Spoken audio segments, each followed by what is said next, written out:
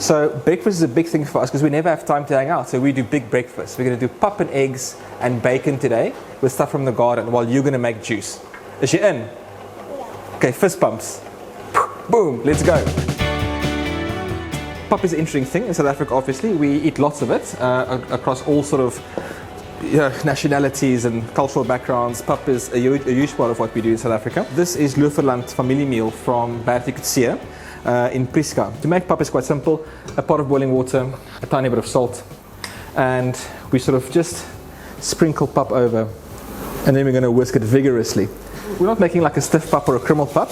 We're making like a soft breakfast porridge, which is a little bit different to the usuals.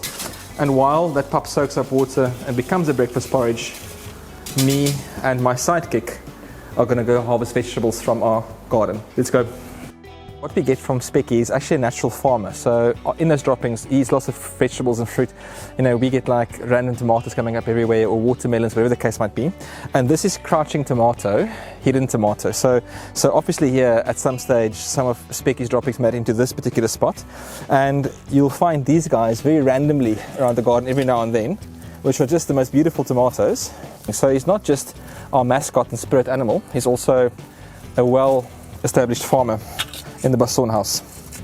Simple spring onions. We've had this little spring onion patch for probably over a year, and just keeps on going. There's no use to actually buy that many spring onions for home. Just plant a small patch, man. Do it in your windowsill. It's actually quite cool. And then you just want to get like a little bit of coriander. So for some reason, coriander has taken over sort of how we eat in South Africa. Coriander seed finds its way into so many things: biltong bread, breadies, like those sort of things. And a bit of fresh coriander is always great. I'm lucky that Mareli is on board with all my crazy ideas. But when we started talking about planting a garden, I think it's really cool. And not everybody can do it, but I just think the little connection that we have through that with how things grow and how food comes to life is actually quite important. Quite a big honor to be the San Pellegrino Chef of the Year in South Africa. I think, and what makes it quite serious for me is that we've got such a young but exciting food industry. Really young chefs doing amazing things, and you know, food in South Africa is becoming quite a thing. And obviously I've got a love and affection for South African and for African food. To show what it means to be South African to other people through food is quite important.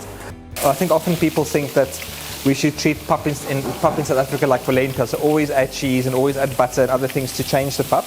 But the reality is that that pap is pap. You know, I think you should celebrate pap for what it is, that it's South African, or it's African, or we've adopted it in Africa actually. It's quite a big part of our diet, and you shouldn't always try and change things to become like it's from somewhere else. Fried eggs are quite simple in our house. It's no nonsense. It's just lots of butter and eggs, and that's it. Oh, actually, I'm not going to lie to you. Aromat. So there's a few things that aromat is amazing with. Eggs is one of them. Millies, you've got to do with aromat. What else is there? Chicken, fried chicken. Fried chicken. You can't do fried chicken without aromat. Bertus Basson does what? He uses aromat, but of course he does. Who doesn't?